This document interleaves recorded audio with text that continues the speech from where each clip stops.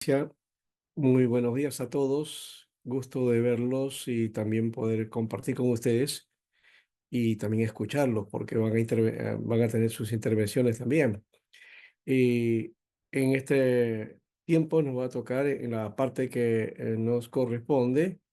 Vamos a hablar acerca de la introducción a las epístolas y vamos a hablar sobre todo lo que corresponde a la composición de la literatura y el corpus paulino, cómo se va desarrollando, cómo la iglesia ha recibido esta parte de las escrituras. Creo que es importante también denotar ese aspecto. Ahora, una de las cosas que siempre compartimos aquí es el sílabus, ¿no? Acá ustedes van a hacer la lectura del sílabus en la parte que nos corresponde. Va a ser del 17 al 31 de septiembre, ¿no? 17, 21 y 31 de septiembre. Estamos hablando acerca eh, de esta parte de las escrituras que ocupa el 50% del Nuevo Testamento, o un poquito más quizás, ¿no? Son 13 cartas y son 27 eh, libros del Nuevo Testamento, ¿verdad? Y si ponemos a Hebreos, como que algunos plantean ese aspecto como parte también de las escrituras de Pablo, serían 14, entonces pasaría del 50%. Así que este más o menos por ahí está el, el grueso digamos, de la influencia paulina. De hecho, que el Nuevo Testamento tiene esa base, ¿no? Es paulina, netamente, el pensamiento paulino está muy presente ahí. Pero no olvidemos también es que el pensamiento juánico, el de Mateo, el de Pedro, ¿no? En fin, hay otros escritos que también aborda y que son importantes también y que van complementando todo este pensamiento. Así que una de las cosas que siempre decimos es que somos paulinos, ¿no? Somos paulinos y cuando vamos al Nuevo Testamento no dejamos de ser paulinos de alguna manera, pero también hay que recordar las otras epístolas. Así que esto es como, digamos, solamente un pensamiento, no vamos a abordar esa parte porque no está establecido aquí, pero sí son importantes todas las epístolas y toda la escritura que aparece en el Nuevo Testamento como pensamiento deberíamos trabajar desde los evangelios hasta el Apocalipsis, ¿no? Ahora, de hecho que el Nuevo Testamento no fue hecho así, o sea, no es que de pronto aparecieron estos libros como un todo y que la iglesia entonces tenía que aceptarla o solamente asumirla. Fue todo un proceso que pasó varios siglos inclusive y también tiene que ver con reuniones, con los concilios, con los padres de la iglesia, con todo eso que nos lleva a nosotros a saber que ha habido digamos, un proceso, ¿no? De reconocimiento de estos libros, de los libros inspirados, de los libros revelados, que encajan dentro de lo que se llama el canon, ¿no? Algo de eso vamos a tocar en este espacio cuando hablemos acerca de, de la canonicidad de estos documentos. Ahora, eh, decíamos entonces que podemos atribuir a Pablo, entonces, por otro lado, porque hay distintas formas de ver el corpus paulino, ¿no? Hay estudios e investigaciones de manuscritos y códices, ¿ya? Que nos dan una composición distinta, ¿no? Que viene desde los padres de la iglesia. Y por eso se atribuye a Pablo menos epístolas que comúnmente se atribuyen, y por otro lado estudiar a las otras como parte de la tradición paulina, y que algunos por el trabajo de los originales, entonces no tienen certeza de la autoría, o por lo menos es la posición. Esa digamos, son dos propuestas, ¿no? Que tienen que ver con la tradición que asume que Pablo es el autor de estas epístolas, y la otra es la de, digamos, de la crítica textual, ¿ya? Y de las ciencias bíblicas que hablan acerca de del análisis de quién ha sido el autor, ¿no? Este es entonces tema de estudio. Vamos a analizar entonces la literatura paulina y el corpus que les corresponde, ¿ya? Y al final vamos a tener una conclusión acerca de esto, ¿no? Para esto necesitamos tener una amplitud de criterio que nos permita entender que a pesar de esto, el hecho escritural, la inspiración y la revelación no son afectados, sino se afirma porque al final es Dios quien establece su palabra y usa los medios que crea convenientes para comunicarla, ¿no? Y esto también incluye el proceso y el desarrollo de estos documentos, ¿no? Bien, y entonces por eso nuestro objetivo es identificar los diferentes análisis que se han ofrecido dentro del estudio de los escritos paulinos con el fin de ampliar nuestra comprensión de su naturaleza, mensaje y propósito dentro del Nuevo Testamento, ¿no? Y de hecho los específicos tienen que ver con adquirir herramientas para el análisis y la interpretación de la literatura y corpus paulino, reconocer las verdades teórico-prácticas esenciales que nos ofrece esta parte y también articular los estudios de las epístolas desde el contexto de sus lectores, es decir, desde el contexto que nos expresa la escritura, la Biblia, ¿no? Y verlas en comparación a las realidades nuestras, ¿no? Al mundo que tenemos nosotros, a los lectores del siglo XXI, ¿no? Eso creo que es importante también destacar. Nosotros a veces, cuando hacemos las lecturas, no es que a veces, siempre lo hacemos, eh, cuando hacemos una lectura, todos los hermanos van a la Biblia, toman la Biblia y leen como que si Dios les estuviera hablando en ese momento, ¿no? Y con las categorías del siglo XXI. Y la Biblia no tiene noción de esos aspectos. ¿Por qué? Porque estamos pues 20 siglos, ¿no?, de distancia. Entonces hay que buscar también ese encuentro entre ese contexto de los lectores originales, ¿no? Y frente a nosotros lectores que tenemos ya 2000 años de diferencia. Entonces, no, parece muy bonito de paso, ¿no? Muy consagrado, espiritual leer de esta manera y leo el texto, hoy Dios me hablaba a mí, me dijo tal cosa, eh, y lo aplicamos inmediatamente a nuestro ser. Y está bien en alguna manera, pero ese es solamente un aspecto, porque hay que analizar también más abajo qué cosa es lo que realmente quiso decir el texto, ¿no?, en su momento, en su tiempo, y cómo aplicarlo para ahora también, porque eso es lo válido. Cómo aplicarlo ahora a partir de esa expresión de su tiempo, ¿no? Muy bien. Aquí tenemos entonces mi participación en estas 3 semanas, ¿no? Vamos a hablar entonces de la epístola en el tiempo del Nuevo Testamento, la epistolografía y aspectos generales de las epístolas.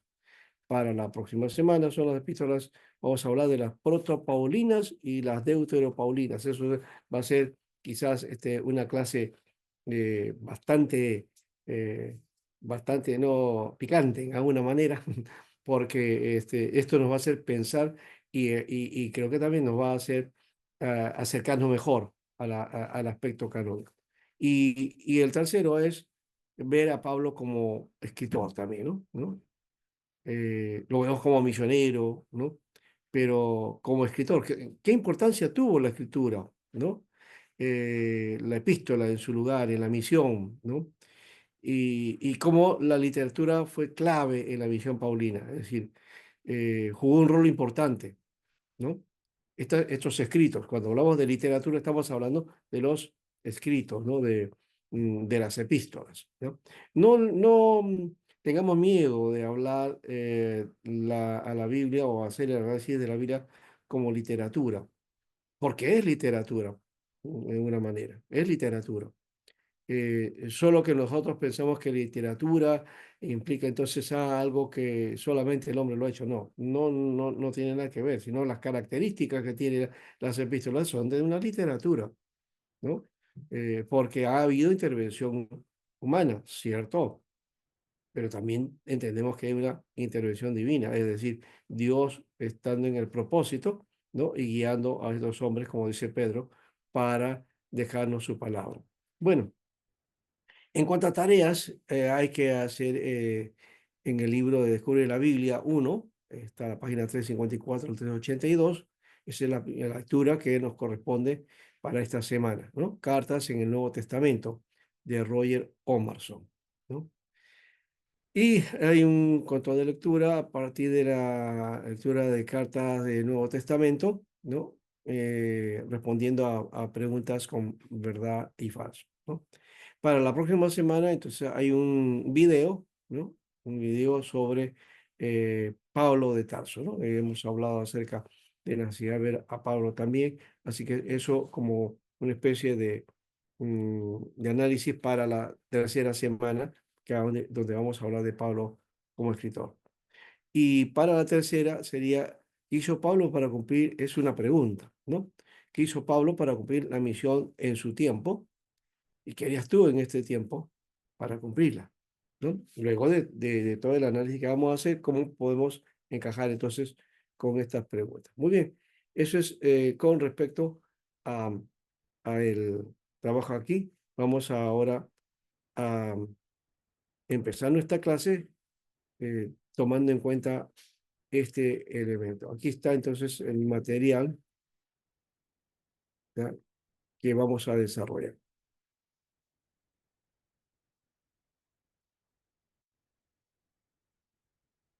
Muy bien.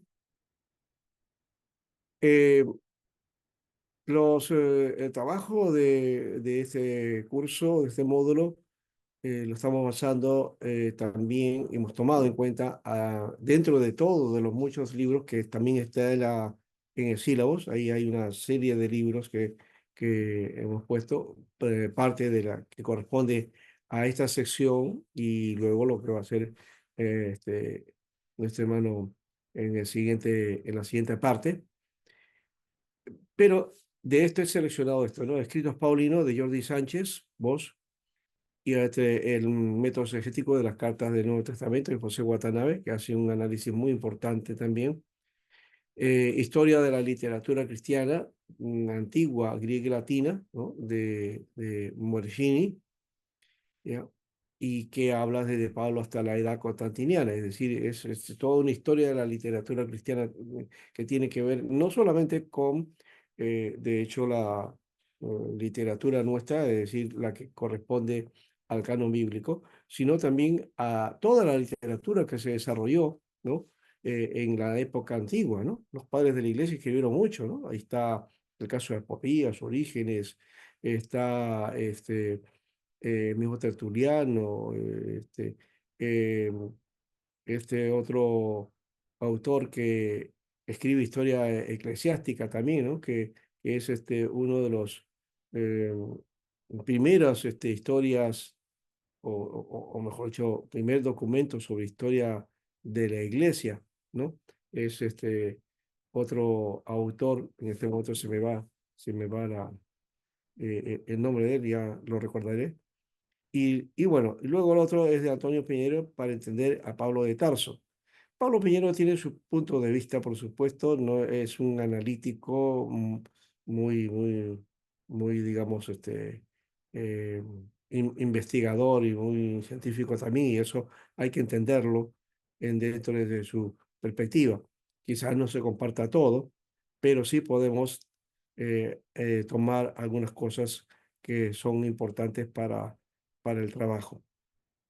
Creo que desde esa perspectiva, ya que estamos aquí, podemos mencionar esto de Pablo cuando él dijo, examinarlo todo y retener lo bueno, ¿no? Examinarlo todo y retener lo bueno. Entonces, necesitamos ser investigadores, ¿no? Y asumir entonces este aspecto para tomar luego nuestra propuesta o enriquecer nuestras propuestas, siempre centrados en la escritura. Bueno, eso solamente para tomar en cuenta algunos, en el sílabo está la demás sección de libros. Bueno, introducción entonces a las epístolas. Aquí tenemos este aspecto, que la forma epistolar, por otro lado, hablando de epístolas, ¿no? O cartas, ¿no? Que algunos hacen diferencia entre uno y otro, pero vamos a mirar aquí que no es mucho eso. La forma epistolar era común en el tiempo del Nuevo Testamento. Son simplemente cartas dirigidas, en la mayoría de los casos, a personas o grupos de personas con el propósito no solo pedagógico, sino también afectivo y personal. Con el tiempo, posiblemente se haya en el uso, ¿no? Se haya diferenciado carta de epístola, ¿no? ¿Ya? Estas epístolas ya tienen un carácter más de literatura, más de un enfoque más formal, ¿no? Y las cartas eran mucho más de uso más común, ¿no? Pero en el primer siglo no tenía esa connotación, ¿no? Epístola o carta, creo que son ambas valederas, ¿no? Decíamos que la epístola ocupa las dos terceras partes del Nuevo Testamento y son la base para comprender la interpretación apostólica de la revelación bíblica. Aquí estamos incluyendo, cuando hablamos de las epístolas, estamos incluyendo también, en ese caso, las epístolas de Juan, las epístolas de Pedro, las de Judas, las de Santiago y las de Hebreos. Entonces, con eso y más la Paulina son dos terceras partes, ¿verdad? ¿No? Eso es lo que estamos diciendo. Así que no hay ninguna contradicción cuando dijimos que Pablo tiene el 50%, ¿no? Del Nuevo Testamento. Pero es que Pablo no es el único que escribe las epístolas, ¿no? Hay muchos otros que escriben y por supuesto entonces esta sección llamadas epístolas en general, ¿no? Son las dos terceras partes. Y son la base para comprender la interpretación primaria, ¿no? Eh, y también, por supuesto, dentro de la perspectiva, ¿no? Apostólica, cuando hablamos del apostólico es desde los apóstoles, ¿no? No de la tendencia que hay hoy día, ¿no? A veces suele pasar esto porque como que esta palabra ha tomado otra connotación que no es la connotación original. Tenemos que darle su uso original, ¿no? Eh, somos apostólicos, ¿no? Porque estamos basados en la enseñanza apostólica. El cristianismo que seguimos, que compartimos, que practicamos, es un cristianismo apostólico. No necesitamos de apóstoles nuevos, sino estamos hablando de los apóstoles, ¿no? De los apóstoles que dieron, digamos, las bases, ¿no? De las escrituras y también de la enseñanza y de todo el discipulado. Entonces, hay que comprender entonces esto, la interpretación primaria y apostólica de la revelación bíblica, ¿no? De la revelación bíblica. Es decir, esta, eh, esta interpretación base y esta enseñanza apostólica es revelada por Dios, ¿no? Llevada a la iglesia, enseñada por el Señor, porque eso es lo mismo lo que dijo Jesús, ¿no? Que cuando viene el Espíritu Santo, entonces Él los guiará a toda verdad, ¿no? Y está hablando no de una práctica espiritual, ¿no? O espiritualista, no, respetando todos esos aspectos. No es ese elemento, no está hablando de una experiencia digamos, sobrenatural, no, está hablando de que los hombres de Dios fueron guiados, ¿no? Para revelarnos las verdades de Dios por medio del Espíritu Santo. Y eso está concordante con lo que dijo Pedro. Ahora, decíamos entonces que la forma epistolar era muy común en el tiempo de aquel tiempo. Muy bien. Ahora vamos entonces a las epístolas en el tiempo del Nuevo Testamento. Estos escritos, aunque llenos de gran contenido doctrinal, muchas veces eran de difícil interpretación. Tienen una carga pastoral y también tienen una carga misionera. Y está lleno de referencias personales, de mucho calor humano y espontaneidad. Estamos hablando ahora de las cartas de Pablo, ¿no? Y junto a todo esto se suma la gran carga de convicción y espiritualidad unida a la inspiración divina del Espíritu Santo, ¿no? No olvidemos que este elemento también fundamental, porque a veces se da mm, quizás un análisis frío, y cuando no se menciona, ¿no? Ese hecho de la guía de Dios por medio del Espíritu Santo, eh, como que está diciendo, bueno, solamente esto es el intelectualismo o algo parecido. Y no, nada tiene que ver con eso. Estamos hablando de una integración, tanto el estudio y la investigación, que debe ser también importante. De paso, estoy pensando en esto, vi hace unos días un video muy importante del científico John Lennox, por si acaso, no Lennox, sino Lennox. John Lennox era un científico y un señor de edad, pero cristiano, ¿no? Y que estuvo en una universidad haciendo una exposición ante científicos, ¿no? Los científicos más destacados del mundo. Y habló él de su fe en Dios, ¿no? Y él dijo que la ciencia, ¿no? La verdadera ciencia tiene en cuenta a Dios.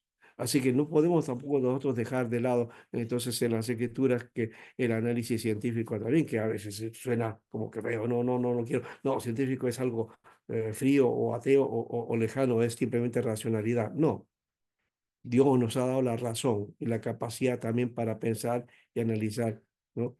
Eso viene de parte de Dios. Si no, miremos Romanos 12:2 y ahí vamos a encontrar esa verdad.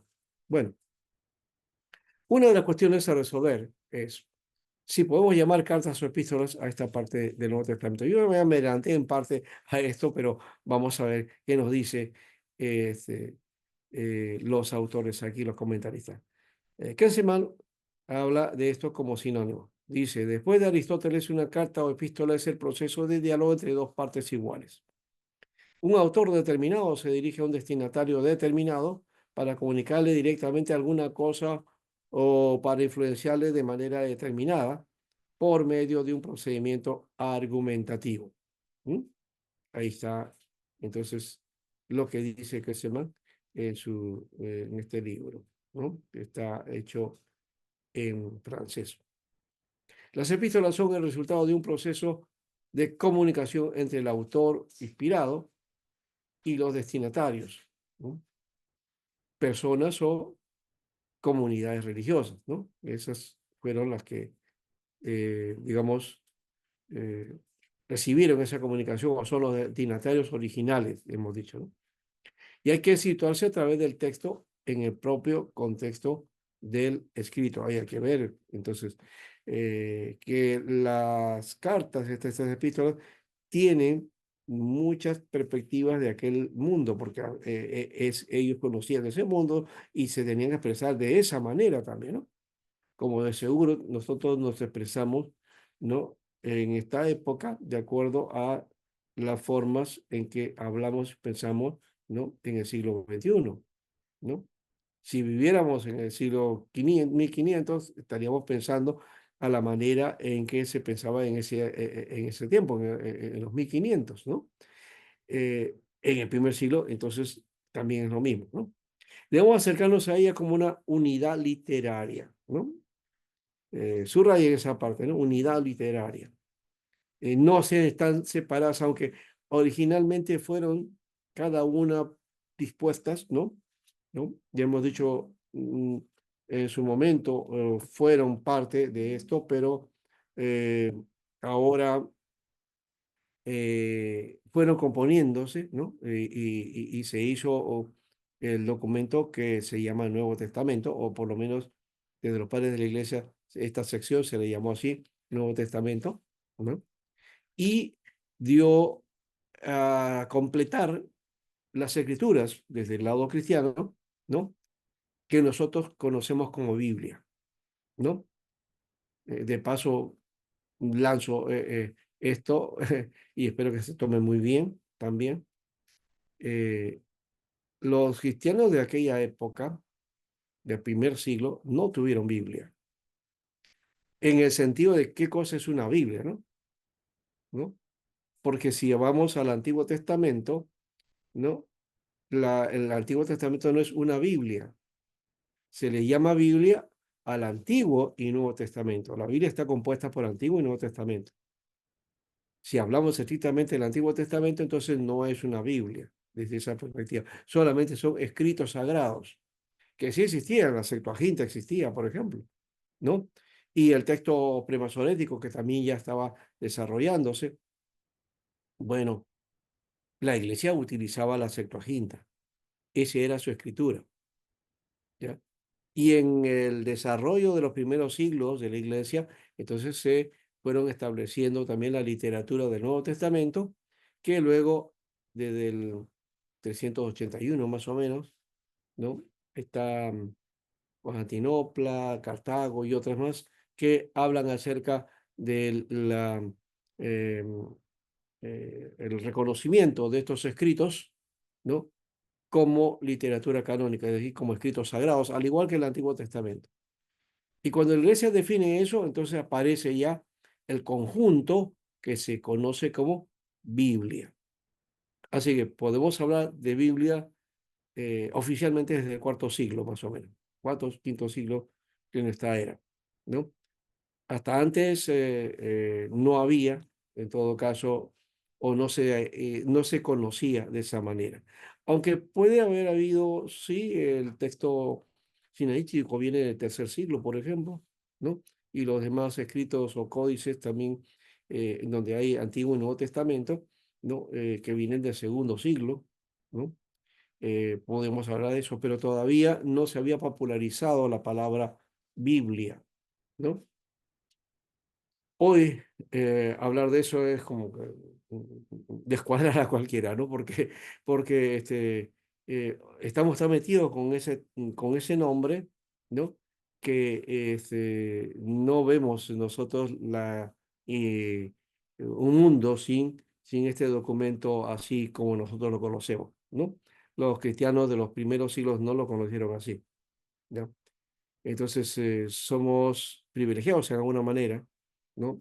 Y Dios también nos demanda, en todo caso, a tomar en cuenta esto. Pero, de hecho, que como escritura sí existía, ¿no? ¿No? Ya había estos documentos como escritura, ¿ya? Hasta que la iglesia los reconoce como totalmente inspirados. Y eso ya pasa por todo un proceso, como ya hemos dicho, ¿no? Ahora, eh, hay que acercarse entonces como unidad literaria y esto aparte pues tiene un mensaje propio, particular, a partir de las relaciones entre el autor y los destinatarios. Hay de hecho que existe una relación, una interrelación entre el autor y destinatario, ¿no? Qué es lo que quería afrontar el autor o qué quería proponer o disponer también, ¿no? Y cómo los destinatarios recibían esa palabra. En la mayoría de casos la recibían pues como palabra de Dios, ¿no? Eso sí lo reconocemos. Orientaciones para la interpretación de las epístolas ahora. Determinar con la máxima claridad el propósito de la carta y su pensamiento central. Descubrir en cada pasaje lo que el autor quería decir él o a los destinatarios originales. Extremar el rigor hermenéutico en la interpretación de pasajes doctrinales. Eso también se va a ver en la segunda parte. Y ahondar en el conocimiento del fondo histórico. Y por otro lado, distinguir lo cultural de lo transcultural, ¿no? Hay cosas, por ejemplo, que están en la Biblia que son conceptos y, digamos, formas de ver la vida, ¿no? En su tiempo, que corresponden al contexto de aquel tiempo, al contexto de esa cultura, de esos grupos, eh, los pueblos del antiguo, digamos, de la antigüedad, ¿no? Y la visión de mundo que tenían, ¿no? Y la Biblia refleja eso, pero no está afirmando la Biblia esa forma de mundo, sino simplemente lo expresa porque es ese mundo, porque se escribe a partir de ese mundo, ¿no? Entonces, aplicar esa idea de que la Biblia habla de una tierra plana, por ejemplo, eh, porque esa es la idea que se tenía en ese tiempo, no es entonces catalogado hoy día, porque hoy día entendemos a partir de los nuevos conocimientos que se ha ido desarrollando, que el mundo no es así, ni el centro del universo es la Tierra, como se pensaba antiguamente, ¿no? Eso no lo dice la Biblia, es lo que expresa la Biblia, pero no es una afirmación categórica, ni nos está diciendo así debe empezar y así es el mundo, no. ¿Por qué? Porque la Biblia está hecha en un contexto particular de aquel tiempo. Bueno, digo particular, es el contexto de aquella época, simplemente, ¿no? Eso es. Bueno, ahora, ¿cómo era Pablo? Hablando de Pablo aquí. Un relato que se hay en un libro apócrifo del siglo segundo, titulado Hechos de Pablo, dice de esta manera, ¿no? Era un hombre de pequeña estatura, parcialmente calvo, tenía las piernas torcidas, dice algunos, ¿no? O sea, era, era chueco, ¿no? Algunos poco especiales. Eh, por otro lado, era parcialmente calvo, ¿no?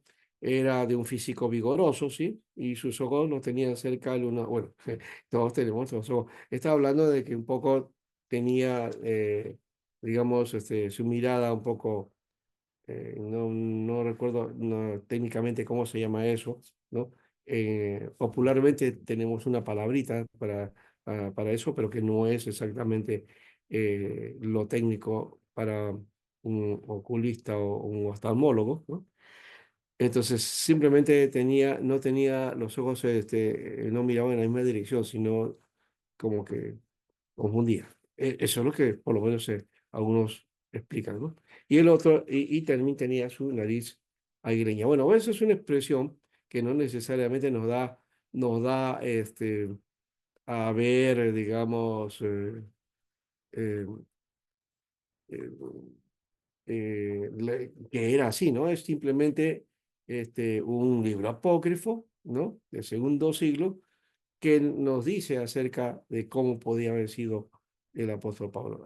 Así que eso es lo que tenemos nada más de referencia, porque no hay ningún rostro o ninguna eh, configuración acerca de Pablo, ¿no? Lo demás, los dibujos, las pinturas que aparecen de Pablo son posteriores, en todo caso.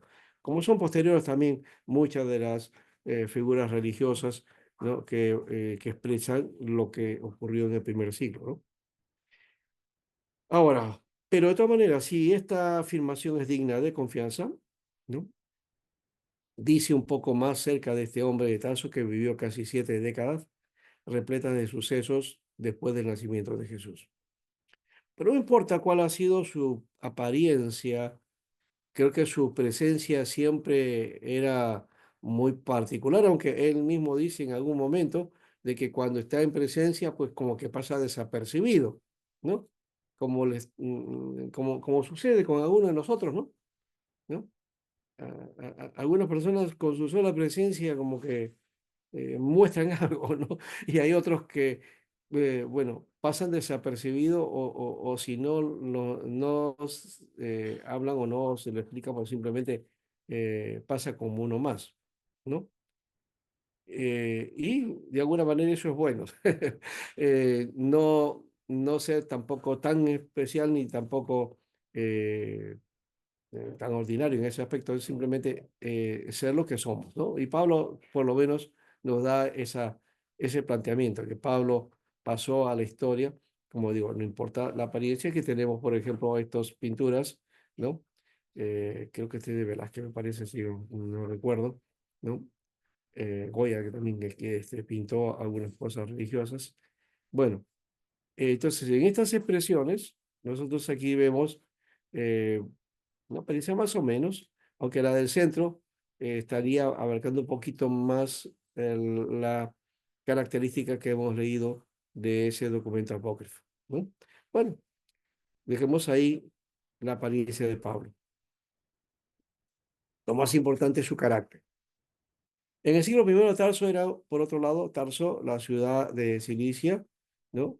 Am, Vamos a mirar aquí este aspecto, ¿no? Situada en la parte oriental de Asia Menor, ¿no? Aunque se hallaba a unos 16 kilómetros de la costa, era un puerto principal, pues tenía acceso al mar por el río Cygnus. Por ahí pasaba, ¿no? Ese río. La madera era uno de los principales objetos de comercio para los mercaderes de Tarso. Y la ciudad era un lugar de encuentro entre el este y el oeste, ¿no? Entre el oriente y el occidente, ¿no? Y Marco Antonio, su emperador, le concedió el estatuto o el estatus de ciudad libre en el año 42 después de Cristo, ¿no? Tarso, pues, entonces fue el marco de aprendizaje del joven Saulo, ¿no? Que fue su ciudad natal, ¿no? Y fue un centro de escuela filosófica también, ¿no? Muy importante. Bueno, de eso absorbió Pablo y se nota, ¿no? En sus escritos ese pensamiento, ¿no? Esa característica, la, la forma que había sido tallado, ¿no? Se expresa ahí, porque Pablo, cuando habla en las cartas, muchas de las cosas que él habla, como decía Pedro, ¿no? Son difíciles y algunos torcían esos pensamientos y hacían decir a Pablo lo que Pablo no ha querido decir, sino que simplemente tergiversaban aquello que Pablo había, había asumido. No es fácil eso. Hasta ahora, eh, creo que el pensamiento paulino, sí, lo básico está ahí, pero hay muchas cosas que decir de Pablo que todavía estamos en ese desarrollo de poder entenderlo mejor para no tergiversar su pensamiento, ¿verdad? Bueno, eso se debe a qué? A su educación, pues, dentro de este mundo griego en Tarso de Cilicia. Tarso fue la cuna de los más grandes filósofos estoicos, ¿no? Llamado, en este caso, este filósofo fue, uno de los filósofos fue Atenodoro, ¿no? Cuando él se retiraba de la vida pública en Roma para regresar a su ciudad natal, le dio el siguiente consejo a Julio César. Dice de esta manera: cuando estés airado, no digas ni hagas nada hasta que hayas repetido todas las letras del alfabeto. A él también se le atribuyen las siguientes palabras. Dice: vive con los hombres como si Dios te viera. Habla con Dios como si los hombres te escucharan, ¿no? Interesante pensamiento de Atenodoro, ¿no? ¿No? Algunos de repente, bueno, porque es filosofía, no lo quieren, no lo asumen, pero es un pensamiento que creo que es valedero, tiene, tiene mucho peso, eh, y creo que tendría, si lo ponemos en práctica, pues, este, eh, tendríamos mucho provecho en todo caso, ¿no? Buen provecho, ¿no? Recuerden, a examinarlo todo, retener lo bueno.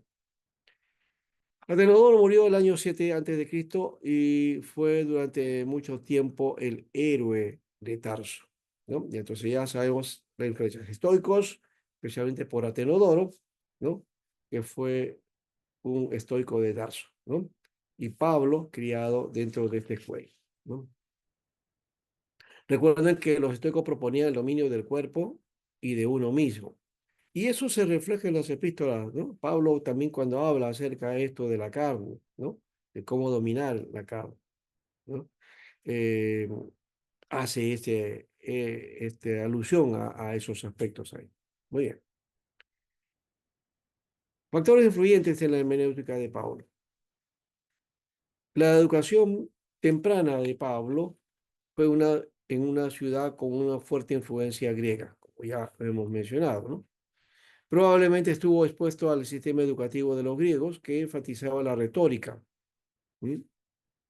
Los principios y reglas para escribir y hablar con efectividad, ¿no? Eso, a eso se refiere la retórica, que hasta hoy día también tenemos, ¿no? Como una disciplina, ¿no? Para la comunicación, para el que usa el habla o para el que desarrolla, ¿no? Este aspecto, ¿no? La retórica es importante, ¿no? Creo que en la homilética se hace algo de esto, de retórica, aunque no se utiliza mucho, ¿no? Se utiliza, por ejemplo, cuando se hace coaching y también cuando se prepara a las personas para los discursos, ¿no? Para lo que es el buen hablar, ¿no? para la buena argumentación. Entonces ahí entra la retórica, ¿no? Eh, Creo que es una línea a seguir también, hacer trabajo de retórica, ¿no? Para un análisis y una expresión mejor del mensaje de las escrituras, ¿no? Es decir, para prepararnos mejor, para expresar con propiedad y dar el mensaje exacto y adecuado. Eso no desmerece la guía del Espíritu Santo. Ya hemos dicho eso es importantísimo también. Y para que no nos quedemos ahí de lado en eso, debemos pensar, por ejemplo, en el caso de Esteban, en Hechos de los Apóstoles, aparece dando una predicación, un mensaje tremendo, ¿no? Tremendo. Y uno dirá, pues ahí no hay ni de retórica, no hay nada de eso, porque fue guiado por el Espíritu Santo. Sí, fue guiado por el Espíritu Santo, pero hay una cosa también aquí que hay que denotar de Esteban. Como buen judío, conocía la Torá, es decir, el Pentateuco, ¿no? Era un hombre de escritura y desarrolla su pensamiento, ¿no? De una manera tal que se denota que era un hombre que dominaba las escrituras. ¿Eso qué quiere decir? Que había estudiado y que había investigado y que había trabajado, ¿no? De una manera tal que eso es lo que utiliza el Espíritu Santo. Es decir, había material, como Pablo también, ¿no? Pablo, otro hombre de mucho conocimiento, Dios lo utiliza de una manera tremenda. Entonces, esa idea simplemente me pongo a hablar y que me guíe el Espíritu Santo, no, Dios no podía, desde esa perspectiva, eh, no te va a dar algo que no se tiene, ¿no es cierto? ¿No? A veces se confunde, que pensamos que así es, que el Espíritu te va a guiar. No, guía en el sentido de la afirmación del conocimiento, ¿no? Y va a utilizar aquello que tienes como material, ¿no? Lo hizo con Moisés, lo hizo con David, lo hizo con Isaías y con todos los grandes hombres de Dios, ¿no? Educación rabínica ahora bajo Gamaliel. Este es otro elemento importante también de la vida de Pablo. Hechos 22:3. El entrenamiento rabínico de Pablo y su actitud hacia la ley se revelan por su persecución de Esteban y otros cristianos primitivos. Cuando hablamos de cristianos primitivos, estamos hablando de la primera iglesia, ¿no? ¿No? De los primeros cristianos, diríamos así, ¿no? Creyó que la devoción a Dios consistía en la realización de ritos y reglas externas. Esa era su postura, ¿no? Recibió una educación rabínica típica, ¿no? De paso, habían dos escuelas, ¿no? Dentro de los rabinos, el pensamiento rabínico. Ahora, sin embargo, su maestro Gamaliel era más liberal y abierto hacia los gentiles que muchos otros rabinos, porque él era de una escuela. Gamaliel perteneció a la escuela de uno de sus familiares, ¿no? Pablo debe haber estado bien familiarizado con las reglas de entonces de interpretación de Gilel, ¿no? Porque Gamaliel fue el nieto de Gilel, y Gilel es el gran pensador fariseo, rabínico, ¿no? De una tendencia, ¿no? La otra tendencia fue la de Shammai, ¿no? Son dos líneas de pensamiento rabínico que tuvieron vigencia y que tienen vigencia hasta hoy día, ¿no?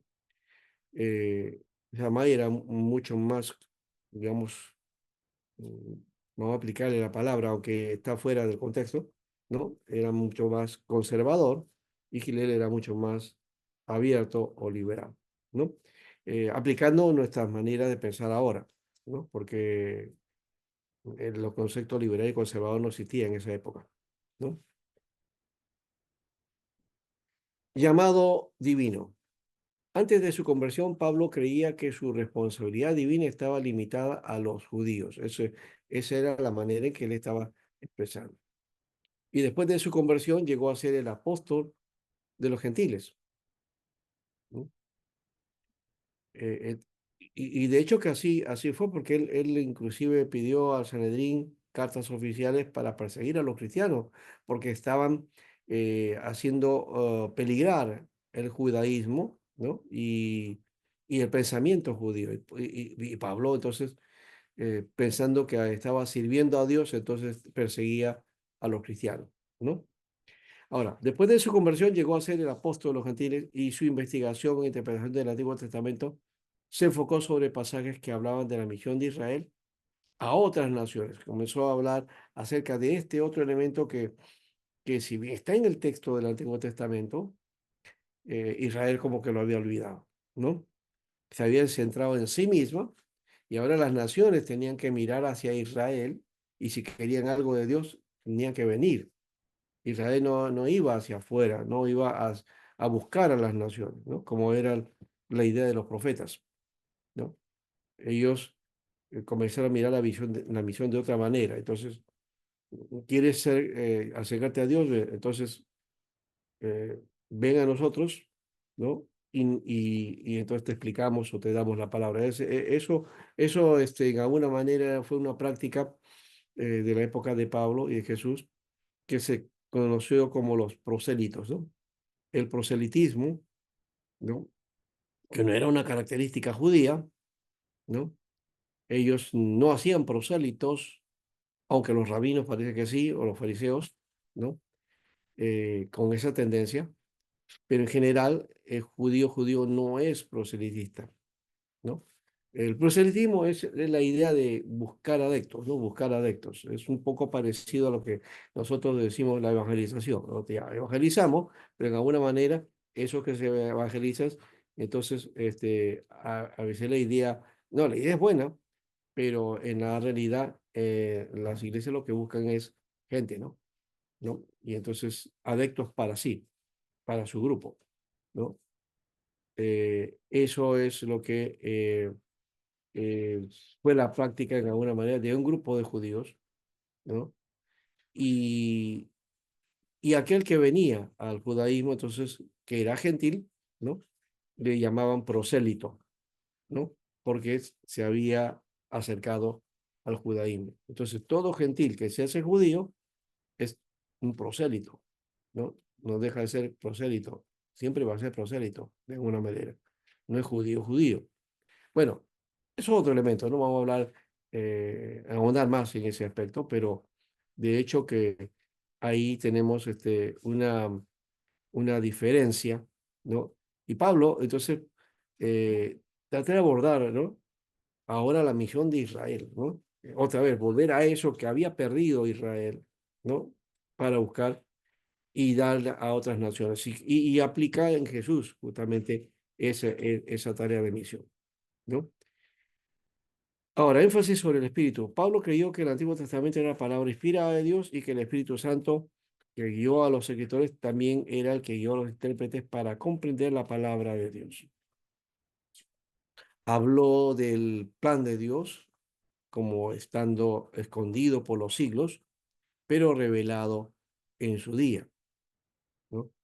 De hecho, habla de ese mensaje como misterio, ¿no? ¿No?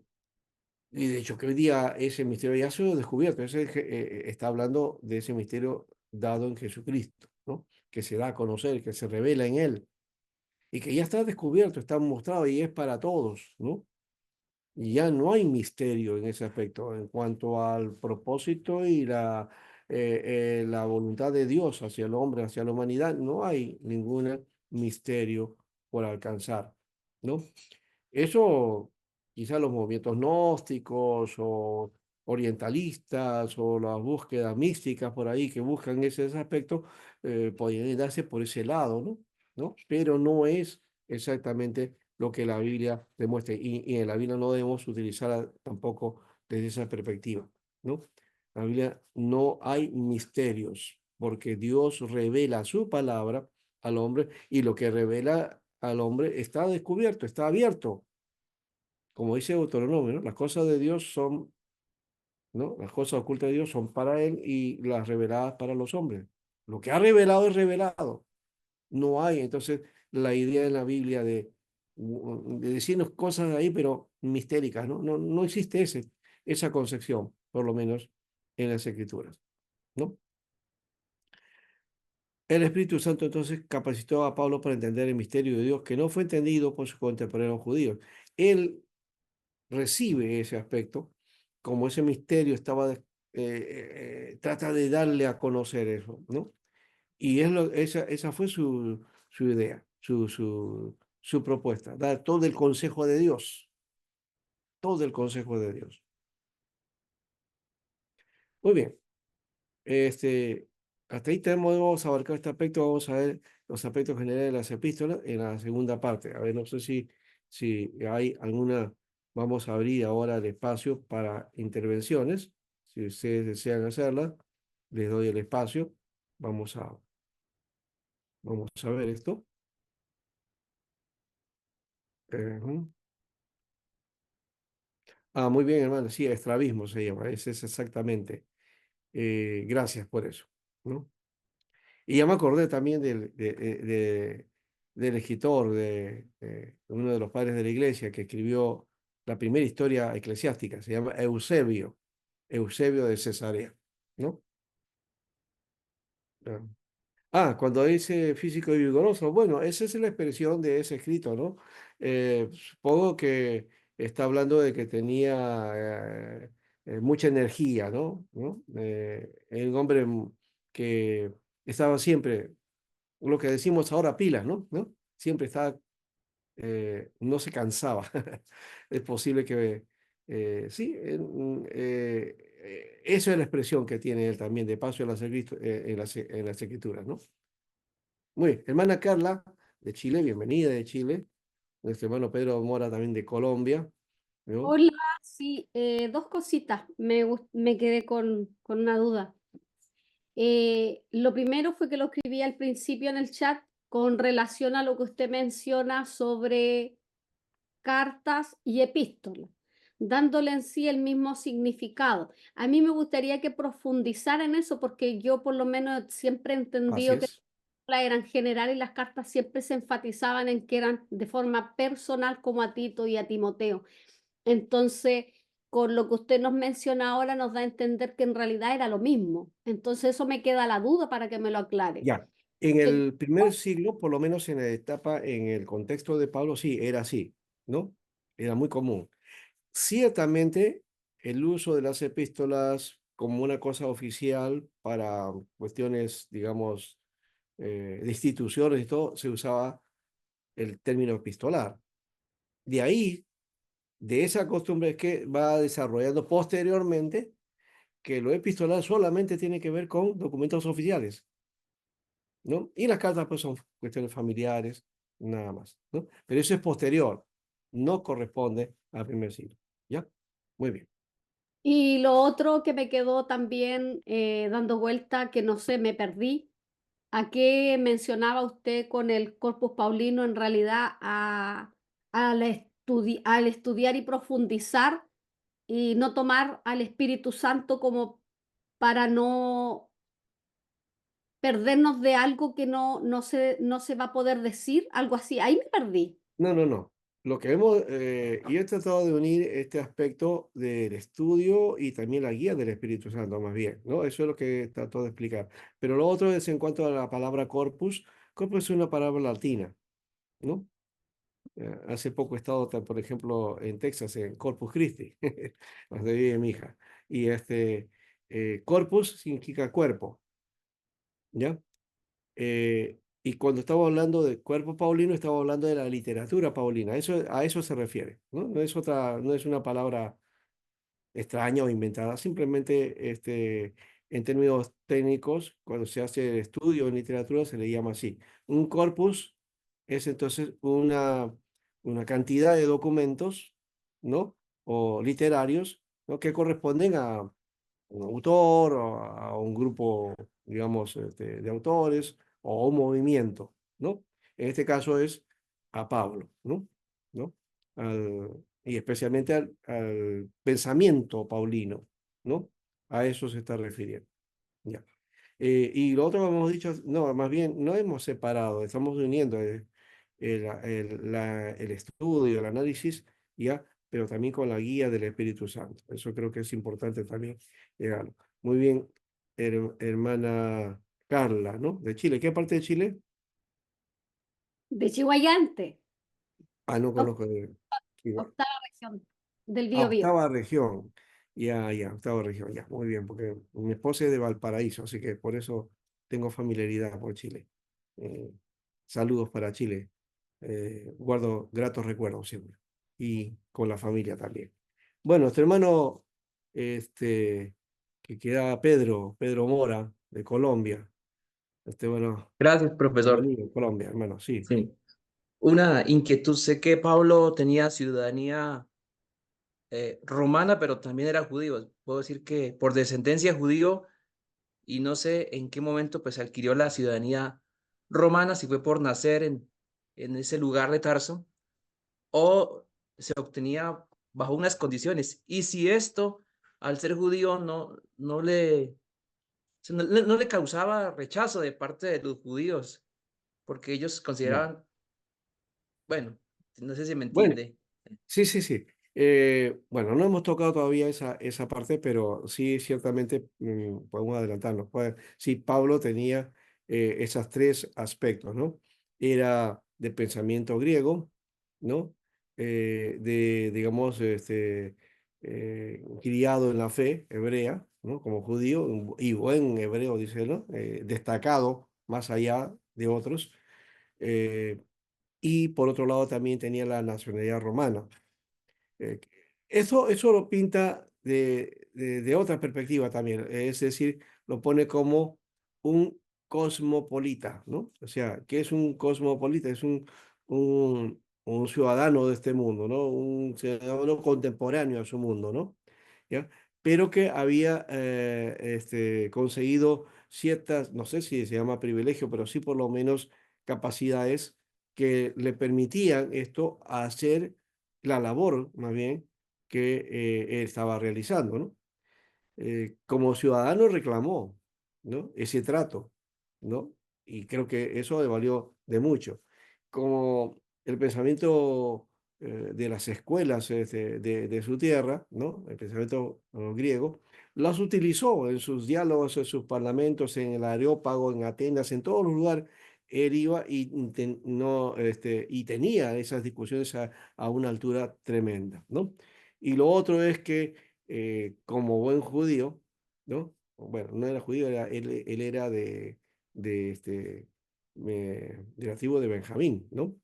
Pero igual, como hebreo, él era un buen hebreo y conocía la Torá. Eso se nota en las epístolas de paso, ¿no? Eh, el pensamiento, sus capacidades, su mundo judío lo domina. Romanos es uno que analiza muy bien todos esos aspectos, ¿no?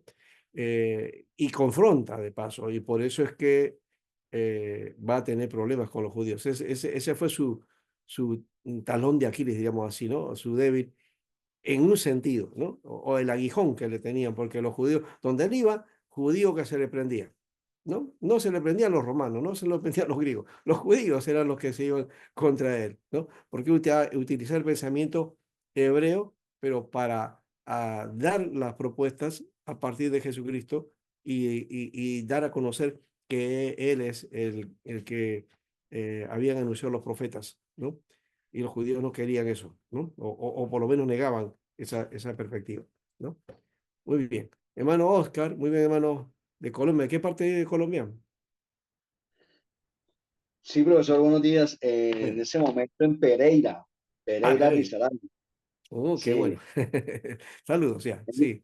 un cafetero. Bienvenidos cuando vengan. Oh, cafetero. Profesor, Sí, cuando uno lee de pronto a Pablo, no sé si existe algún soporte en lo que voy a decir, uno puede de pronto concluir que él tenía, además de la escuela rabínica con Gamaliel, como también como una formación, digamos, filosófica o acercamiento como a la escuela filosófica y también como un poco al derecho romano, digamos, yo vería en él a lo que sería hoy, ¿no?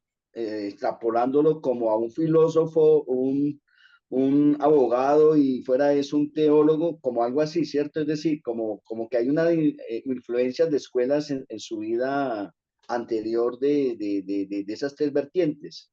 sí. La pregunta es si existe algún soporte en la historia que cuente algo sobre eso. Muchas gracias. Ya, bueno, sí hay, de hecho, a Pablo como muchos hablan acerca de Pablo que podía haber sido o haber pasado a la historia como gran pensador, ¿no? Porque era un hombre que dominaba muy bien, entonces ese es por un lado, pero por el otro es el hecho de su conversión, que fue el impacto, ¿no? Que muchas veces utilizamos ese tipo de conversión como modelo, ¿no? Hay que notar que la conversión de Pablo fue un impacto tremendo, ¿cierto? Y lo fue así, y de seguro que hay muchos otros hermanos que también han tenido esas conversiones de impacto, pero no todos tienen ese tipo de conversión o cómo llegan al Señor. Son distintas formas, ¿no? Pero por lo menos esta es una característica muy particular y especial que a veces sublimizamos nosotros, ¿no? ¿No? Pero que hay que darle su verdadera dimensión. Entonces, sí, hay muchas cosas que se escriben acerca de Pablo, ¿no? Y que desarrollan el pensamiento de él, pero en otros casos se va planteando, por ejemplo, cosas negativas, ¿no? Que Pablo, por ejemplo, desvió el cristianismo, ¿no? Y hay escrituras acerca de eso, y confrontan a Pablo con Jesús, ¿no? Que una cosa es el pensamiento, la enseñanza de Jesús, de los evangelios, y otras son las de Pablo, ¿no? Como poniéndolas en contradicción. Pero no hay ninguna contradicción en esto, ¿no? En los evangelios se encuentra pues a un Jesús, ¿no? Humano, venido de Dios, con el mensaje del evangelio. Y a Pablo se le ve ya, en otra perspectiva, presenta a Jesús como ya más, digamos, ligado a su poder, a lo que él había logrado hacer, ¿no es cierto? Entonces, inclusive él dice, si a Cristo lo hemos visto en la carne, lo conocemos así, ya no lo conocemos ahora. A veces se tergiversa ese aspecto también. El hecho, por ejemplo, de que él dice, yo no conocía, yo conocí a Jesús no porque lo predicado, sino por revelación, que también yo he entendido en muchos casos y he escuchado a gente decir que no basta con convertirse, sino que hay que conocer a Cristo por revelación, dicen. Y ya están hablando de otro elemento que van tergiversando a Pablo, ¿no? Distorsionando el sentido de revelación, ¿no? ¿No? Como que tiene que ver con una experiencia, ¿no? Luminosa, y una experiencia muy especial, ¿no? De presencia del Señor ahí, entonces, ahí sí, sí tengo esa revelación. Pablo no está hablando de ese aspecto.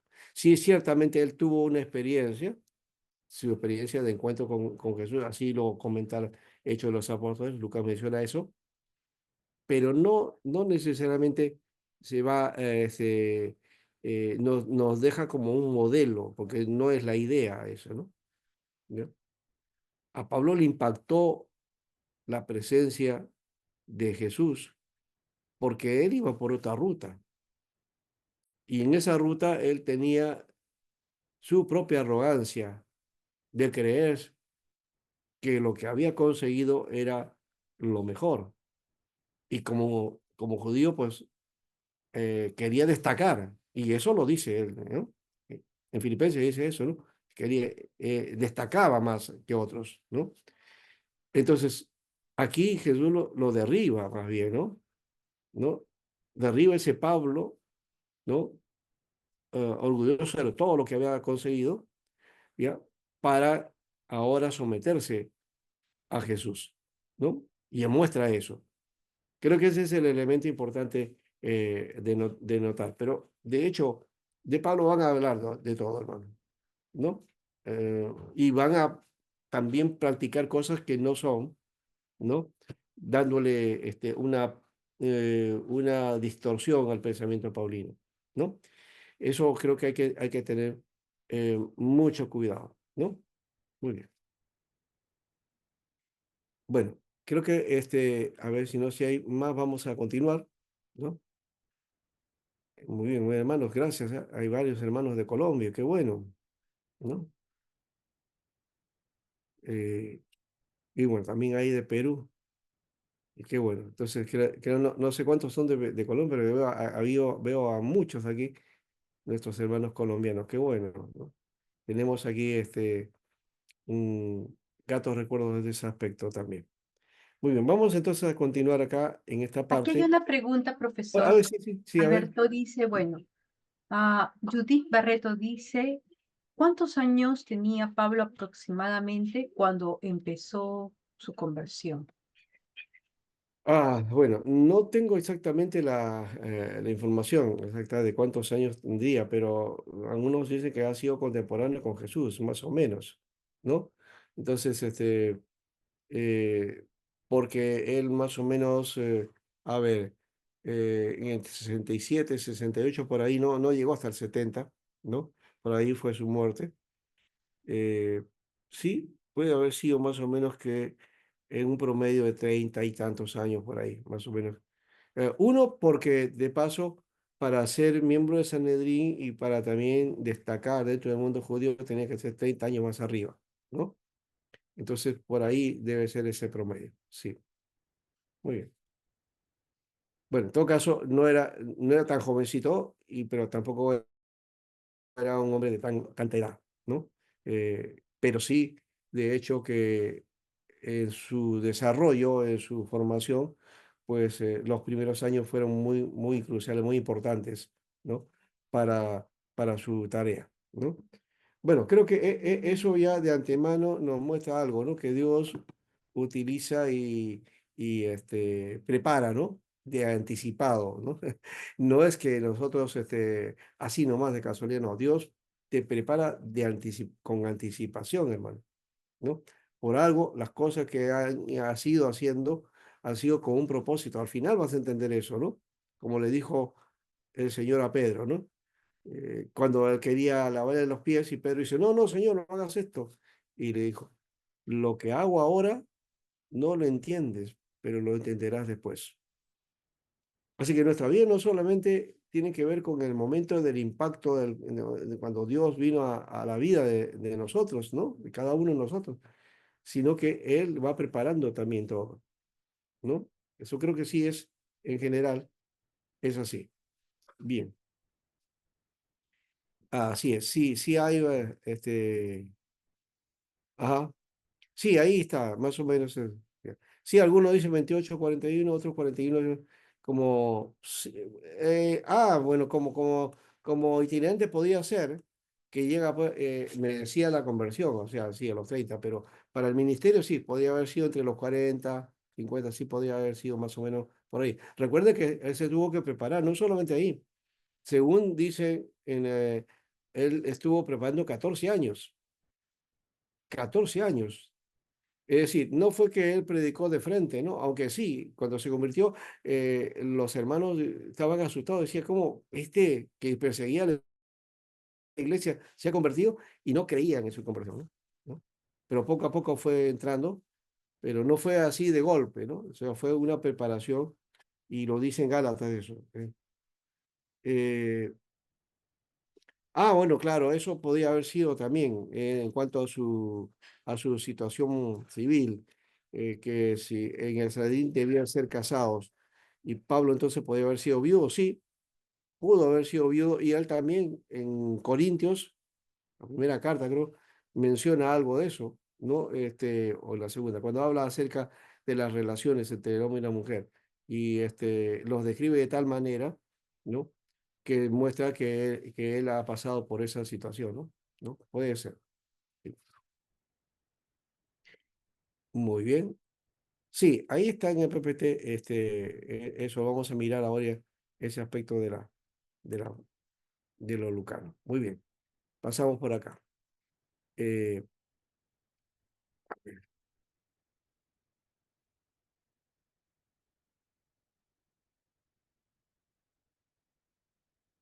Aspectos entonces generales. La doctrinal aparece inseparablemente unido a lo ético. Eso en cuanto a las características de las epístolas, ¿no? Son características generales, no son características de las epístolas generales, sino características generales de las epístolas. Nuestro hermano Eimer quedó ahí, y bueno, quiero dejarle antes, si su mano abierta, a ver, tiene la mano ahí Sí. levantada. Hola, sí. Sí, sí, hermano. Leamos el No, Efesios. solo quería como que de pronto nos ampliara un poquito en relación con el concepto de revelación. Usted ahorita planteó la idea de que, pues, algunos, como digo yo, usan ese concepto desde una perspectiva distinta, tal como lo plantea em, el apóstol o como lo plantean los escritos. El apóstol habla de revelación y la Claro. gente hoy pues habla de revelación, pero en otro sentido, si nos podía ampliar eso un poquito, le agradezco. Claro. El uso que se da en algunas iglesias se da un sentido místico a la revelación, ¿no? O sea, algo que Dios está dando de manera sobrenatural, ¿sí? Ah, y lo sobrenatural tiene que ver con experiencias, ¿no? Experiencias hasta de tipos sensoriales, experiencias, digamos, eh, oníricas, es decir, de sueños y visiones. Eso no estoy descartando que no se puede dar, se puede dar, porque los dones no han pasado, por lo menos entiendo que los dones no permanecen, pero no es eso lo que la escritura está haciendo énfasis. La revelación está hablando de dar a conocer verdades, la verdad de Dios. Y esa revelación específicamente dentro de la concesión de la escritura de la Biblia, ¿no? Es decir, del escrito, la Biblia, es hecha desde esa perspectiva, ¿no? Dios ha revelado su verdad, lo que quiere dar a conocer al hombre, el camino en que debe transitar el hombre, ¿no? Para encontrarse con Dios. Ese creo que es el sentido de revelación. Ahora, que de revelación puede ser que el sentido de que eh, te da a conocer una verdad mayor o algo mistérico, eso ya no es el sentido, porque la escritura no menciona eso de ninguna manera. Si a Pablo se le dio misterio, de paso, y esto hay que denotarlo también, porque uno dice, no, pero Pablo recibió, sí, Pablo recibió, pero entiéndase que eso lo recibió en el sentido de que estaba en el proceso de conocer todas esas verdades de Dios.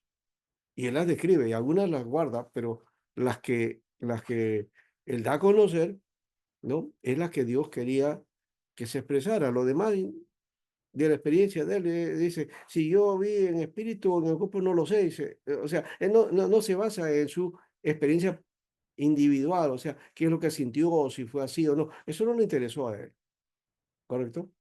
Entonces, eh, puede una experiencia, una revelación, puede tener esos elementos, pero no necesariamente son importantes ahí. En el caso de Pablo, sí, porque luego de eso, entonces lo que él recibe como revelación va a pasar a ser palabra de Dios.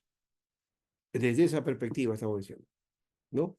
Revelación como palabra de Dios, ¿no? Que ahí viene otro aspecto también. Algunos dicen, no, es que la revelación ya está cerrada, y en otro dicen, no, la revelación todavía está abierta.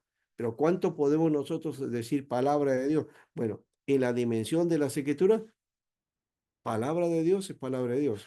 Ahora otro puede utilizar la palabra de Dios en otro sentido, más allá de la escritura, pero no pueden ser comparados con el texto o con las escrituras, ¿no? Entonces, aquello que es la escritura de Dios es la revelación, ¿correcto? Entonces, es una forma también de expresar entonces a esto que viene, que tiene carácter sagrado, ¿ya?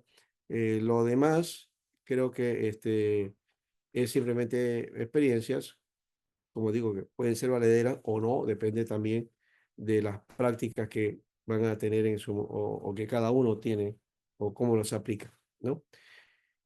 Si ya hay cierta orientación, ya se ve gnóstica, se ve cuestiones mistéricas, esotéricas, eh, o con orientalismo, entonces hay que tener cuidado con eso, ¿no? Porque eso ya no son revelación, ¿no? Ahora, características generales decíamos, lo doctrinal aparece inseparablemente unido a lo ético. Eso es importante, ¿no? Eh, las enseñanzas unidas a lo ético, es decir, a la concepción de vida, ¿no? A la forma y a los hábitos de vida. No goza de exposiciones teológicas completas o sistemáticas. De hecho, Pablo no era sistemático, en eso tenía el pensamiento oriental, ¿no?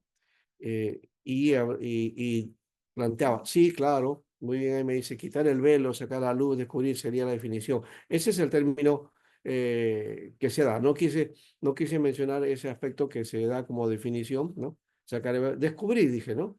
Y dar a conocer, eso creo que es, lo estoy aplicando de alguna manera. Bien. No goza de posiciones teológicas completas. Eso es lo que algunos sienten y limitan, ¿no? El pensamiento de Pablo, porque como que no está todavía concretado todo eso, ¿no? Porque no es su idea sistematizar.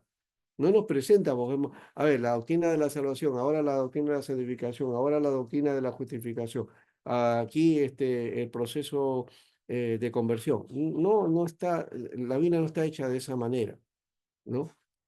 Él va dando estas cosas como también en otras partes del Antiguo Testamento también se muestra así, ¿no? Las verdades se va dando y se va construyendo esa perspectiva. 3. La profundidad de los temas tratados está en íntima relación con el contexto cultural, ¿m? Con situaciones particulares y con otras enseñanzas no preservadas dentro de la misma epístola.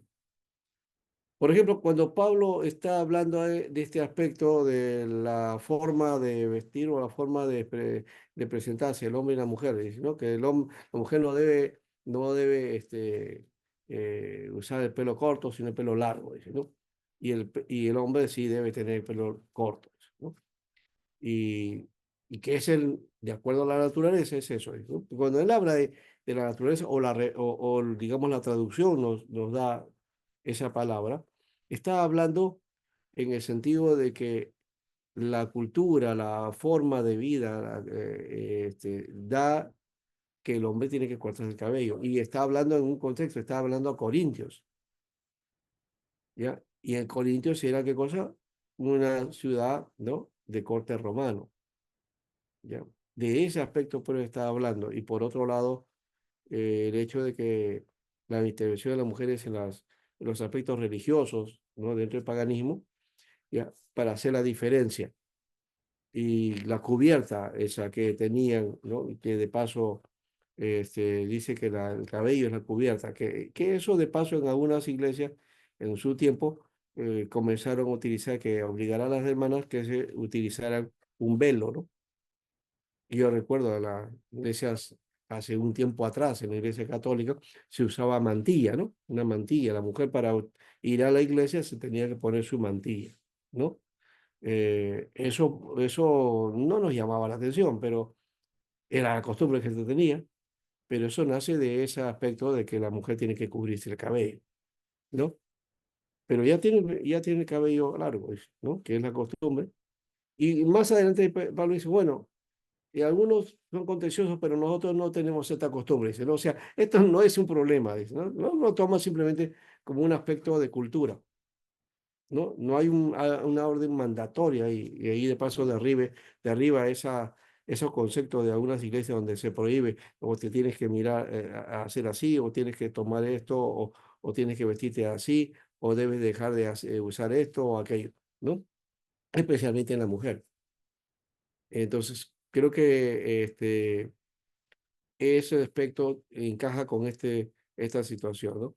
Del contexto cultural, ¿no?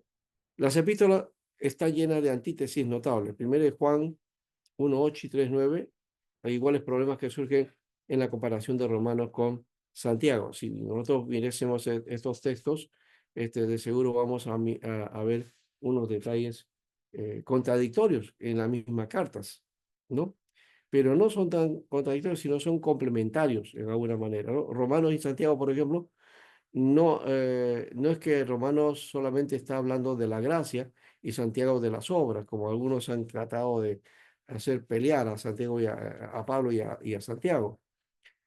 Santiago lo que está expresando es que una vez que tienes la salvación o la gracia dada en Cristo, pues entonces eso tiene que verse en consecuencias de vida, en consecuencias de acciones concretas en la vida. Y a eso le llama obras. O sea, la fe tiene obra, dice.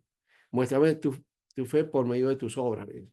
No está hablando de salvación por obras, como algunos han querido o han tergiversado, ¿no? Entonces, bueno, parece algunas a veces antítesis, pero que son complementarias en realidad. 5. No son medios para comunicar ideas abstractas sobre religión o moral. Este es otro aspecto también importante, porque generalmente algunos quieren abstraer los aspectos espirituales y religiosos, ¿no? Y somos dados en el occidente a eso, porque nuestra mente es muy abstracta, ¿no? Busca abstraer mucho. Recuerden, Pablo era, si bien fue criado desde esa perspectiva, ¿no? En la filosofía griega, pero también tenía su pensamiento hebreo, ¿no? Y entonces tenía también esa concepción mucho más concreta, o sea, las epístolas marcan entonces también muchas concreciones, y eso lo encontramos, por ejemplo, en Éfeso, ¿no? En la forma de conducta del creyente, pues, ¿no? No solamente en Éfeso, las tres primeras capítulos, sí, hay verdades, hay doctrinales muy importantes, pero que les llamaríamos que son teóricas, ¿no? Desde una perspectiva abstracta. Pero en los tres capítulos siguientes, en los últimos, se ve ahí una doctrina, pero que en acción, ¿no? La ética, ¿no? La forma de conducirse, ¿no? Y entonces él aplica eso, pero también, entonces, esto es lo que tú tienes que saber, pero esto también es lo que tienes que hacer. Las dos cosas están, creo, importantes trabajados ahí, ¿no? Entonces, no es solamente abstracción, ¿no? Sino también concreción de vida, ¿no? Eso también lo muestra en Gálatas, ¿no? Y creo que también lo muestra en la carta a los Corintios, cuando habla de las formas en que algunos habían tomado, ¿no? En Román, sí, en Romanos también habla acerca cuando habla acerca de esto de que el pecado está en mí, dice, lo que no quiero hacer, eso hago, ¿no? Y lo que debo hacer, no lo hago, ya, que el pecado está ahí. Entonces algunos piensan, entonces como el pecado está ahí, entonces vamos a sufrir, eso está en la carne, pero en el espíritu servimos a Dios, que es muchas veces la idea que se tiene, ¿no? No, en espíritu sirvo a Dios y así mato a la carne. Pero, o lo dejo a la carne para que haga las cosas, como en algunos casos había esa concepción, esa idea también, ¿no? Eh, no, entonces no es ese el sentido. Tiene que haber una concordancia entre tu pensamiento, tu enseñanza, lo que has aprendido de parte de Dios y tu conducta y tu acción, ¿no? De vida. 6. Los contenidos están íntimamente ligados a la experiencia personal de los autores y los destinatarios originales. Bueno, eso ya lo habíamos dicho de alguna manera para Pablo, ¿sí? Había una relación, ¿no? Una ligación entre el autor y los destinatarios. Pablo no escribía así nomás, especialmente, quizás a Tesalónica sí, ¿no? Y ahí él habla que él no conocía a los de Tesalónica, ¿no? Pero generalmente hay siempre una relación, ¿no? O en todo caso, él conoció algo acerca de esto, que cuando eh, él en un principio no había hecho la iglesia tesalónica, no la formó Pablo. A eso hablamos con respecto a que no tenía esa relación. La carta a Romanos tampoco, de paso, ¿no? La iglesia de Romanos la había fundado Pablo y él se va presentando y explicando también, ¿no? Y dándose a conocer. Las demás cartas sí están ligadas de alguna u otra manera a las personas y a la iglesia misma, ¿no? Por el hecho de que la fundó o la formó o porque había alguna manera, había un trabajo misionero que se había realizado, ¿no? La carta o epístola, por otro lado, fueron el medio de comunicación más importante del Nuevo Testamento, ¿no? Creo que es importante decir esto. Siguen en cierta forma los modelos de cartas que se escribieron en su época, aunque no en forma estricta. Había mucha creatividad y en especial las escritas por el apóstol Pablo. Aquí vamos a mirar una síntesis de esas formas de cartas que menciona David Aune, ¿no? Sobre cómo se desarrollaban, ¿no? Aquí encontramos, por ejemplo, cartas greco-romanas, ¿no? Las cartas privadas, ¿no? Cartas que funcionaron para mantener contacto con la familia y amigos, para comunicar, ¿no? Para información, para pedir favores, ¿no? Y se puede designar por estas funciones, ¿no? Por ejemplo, había cartas de solicitud o petición, o cartas de información, cartas de presentación, cartas de orden e instrucción, cartas familiares, cartas de negocios, por ejemplo, contratos, arrendamientos, recibos, etc. La antigua carta griega, ¿no? Consta de 3 partes, o constaba de 3 partes, ¿no? Las fórmulas de comienzo, es decir, como los saludos, ¿no? Parte principal del cuerpo, o sea, lo que es el grueso del propósito, y la fórmula final, ¿no? Esta clasificación no se encuentra en las cartas del Nuevo Testamento, ¿no? En una sola carta se pueden encontrar varias de estas clasificaciones, ¿no? Aquí, por ejemplo, muestro, esto está en el libro de Edward Conehead, o Cotenek, ¿no? Que San Pablo en su tiempo, de la editorial Verbo Divino. Acá encontramos esto que se encontró, es una carta de Pímaco de parte de su hijo. Dice, alistado como soldado en la escuadra imperial, Apión, un joven egipcio, escribe a su padre a su llegada a Miceno, cerca de Nápoles. Escrita en griego, en un papiro, esta carta fue redactada en el siglo II de nuestra era. Es decir, estamos hablando del tiempo, de aquel tiempo, ¿no? Primer, segundo siglo. Fíjense cómo escribe, esto está traducido, pero se van a dar cuenta que la forma, el tenor, todo nos hace recordar algo de las epístolas. Mire, Apión a Epímaco, su padre y señor. Muchos saludos. Ante todo, expreso mis deseos de que te encuentres con buena salud y de que yendo bien todas las cosas te sientas feliz, lo mismo que mi hermana, su hija y mi hermano. Doy gracias al Señor, está hablando de Serapis, de que habiendo corrido un grave peligro en el mar, me haya salvado de él. Al llegar a mi seno, he recibido como viático, indemnización por el viaje, 3 piezas de oro de parte del César. Las cosas van bien.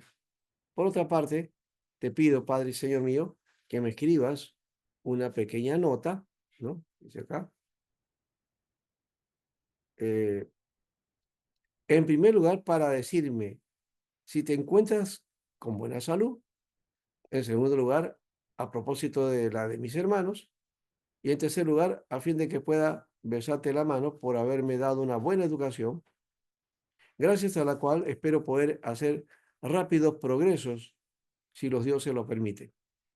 Muchos saludos a Capitón, mi hermano y hermana, a Serenilla y a todos mis amigos. Te he enviado un pequeño retrato mío por medio de Eutemón, mi nombre de soldado es Antonio Máximo. Hago votos para que te encuentres bien. Centuria Atenónica te saluda Séneco, hijo de Agatón, Demón y Turbón, hijo de Galorio.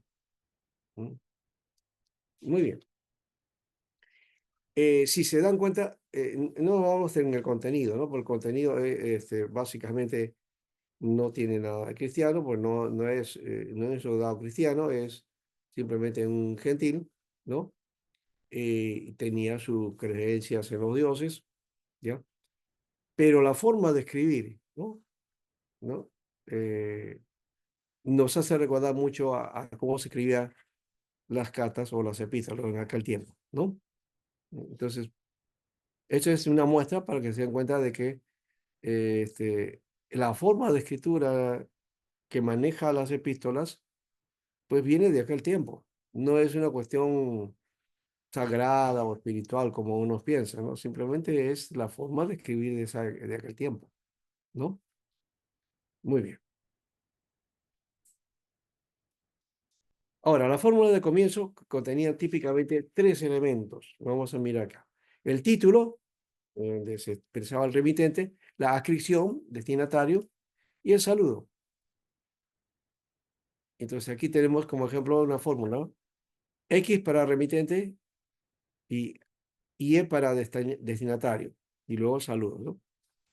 Cuando era una carta de petición, queja o solicitud, la fórmula general era Y, el destinatario, y X, el remitente, ¿no? Y sometía el saludo. Este modelo básico de sobrescrito estaba sujeto a diversas formas de ampliación. El título remitente y la adscripción destinatario podían aplicarse o ampliarse con la adición de epítetos o títulos. Por ejemplo, cuando Pablo, él te describe y dice que es apóstol de Jesucristo. Y cuando él se presenta, inclusive hay algo más, dice apóstol de Jesucristo por la voluntad de Dios. Entonces, términos de relación X a su hermana Y. Grado de afecto, X al queridísimo amigo Y. O de ubicación geográfica, a la iglesia que está en Corinto, ¿no? Bien. La salutación o el saludo podían también ampliarse usando adjetivos o adverbios que destacaban grados, es decir, los saludos afectuosos, ¿no? O añadiendo un deseo de salud, ¿no? Saludos y deseos de bienestar, ¿no? Esa es una de las características. Ahora, esta capacidad de ampliación permitía que la carta cristiana desarrollara sus propios rasgos característicos. A esta ampliación del saludo generalmente se le añadía una oración llamada proskinema, que es un acto de oración o acción de gracias. De eso hay bastante, Pablo menciona esto, ¿no? De las oraciones, o ruego a Dios, en fin, o dice, por ejemplo, como el caso de Éfeso, dice, bendito sea el Dios y Padre de nuestro Señor Jesucristo. Esa es una fórmula de oración que es muy típica dentro del mundo judío, ¿no? ¿No? Ahí está hablando ese Baruch atah Adonai, ¿no? Como es la forma de empezar las oraciones judías. Baruch atah Adonai, ¿no? El saludo final o saludo aspasestiai aparece algunas veces al principio del cuerpo de la carta, ¿no? Pero antes del siglo I se colocaba al final de la carta. Las fórmulas finales que más se usaban en las despedidas era un adiós o con los mejores deseos, frecuentemente con la fecha, y la fórmula final podía también omitirse. A esta despedida después se ampliaron los recuerdos, esto es, que el escritor pide al receptor que salude a los conocidos, a los que no se dirige de manera directa o transmita recuerdos a otros, ¿no? Entonces, esa sección era para eso, los saludos de Pablo usaba mucho de esa manera, ¿no? Recordando y mandando saludos a los hermanos, ¿no? Al final. Bueno, esta es la forma, y hay que ver que las cartas entonces, que era muy común hasta hace poco de nosotros, ¿no? Ya no, creo que ahora son pocas las cartas que se escriben, ahora se escriben mensajes, ¿no? Por internet, por chat, Facebook, en fin, las aplicaciones que uno tenga. Y hemos dejado de lado esta literatura que es muy hermosa, ¿no? Que hasta hace poco hemos escrito y a mano todavía, ¿no? A mano, ¿no? Yo, de paso, bueno, no lo voy a presentar por el tiempo, pero tengo, por ejemplo, una carta que descubrí hace poco, digo hace poco, hace unos meses, no más de un año, ¿ya? Que me escribió mi hermana, como que me escribió mi hermana cuando estaba en el ministerio en Iquitos, ¿no? Yo fui pastor allá en Iquitos, ¿ya? Y y ese documento ahí está escribiendo algunos detalles interesantes, ¿no? Y está escrito a mano, ¿no? Y lo guardé porque son pocos de esas, ya no hay esas fórmulas. Tengo también, por ejemplo, una de un pastor que hizo misión también en la selva en su tiempo y me escribió una cartita también, ¿no? Por ahí tengo ese documento también. de Joaquín Alegre, el pastor de la iglesia en el Callao de la Alianza. Entonces, son eh, aplicaciones o prácticas que no hemos hecho un tiempo atrás, ¿no? Hoy ya no lo utilizamos. Antiguamente cuando llegaba una carta, qué lindo, qué hermoso era, ¿no? Una carta de alguien, te elevaba el cuerpo, el corazón. Hoy como estamos tan acostumbrados a mensajes que a diario internet a veces te entristece cuando no hay nada, ¿no? Pero es otra forma, pues, otra práctica, de hecho. Tipos de carta aquí. Cartas oficiales, la forma y estilo es similar a las cartas privadas, solo que el remitente era un jefe o representante de gobierno o de una institución oficial, ¿no? El sobrescrito es similar a las cartas privadas. Las cartas literarias, que son de valor y de arte literario, o como viñetas de estilo de vida y costumbres más antiguas. Algunas se escribían usando un elevado estilo, con el propósito de ser publicado, ¿no? Se utilizaba un buen lenguaje, ¿no? Una buena escritura. 3. La carta de recomendación, usado como muestra de un acto de amistad dirigida a un amigo en representación de otro amigo. La ética de reciprocidad, los favores conseguidos incurrían en obligación. Saturaban todos los aspectos de la vida, entre la gente, las familias y entre amigos. El concepto romano de amistad, de paso, tenía un importante aspecto utilitario, ¿no? Es decir, el intercambio de mutuos beneficios de diversos tipos de bienes y servicios, ¿no? Eso era una práctica. Ya, tú me das y yo te doy, ¿no?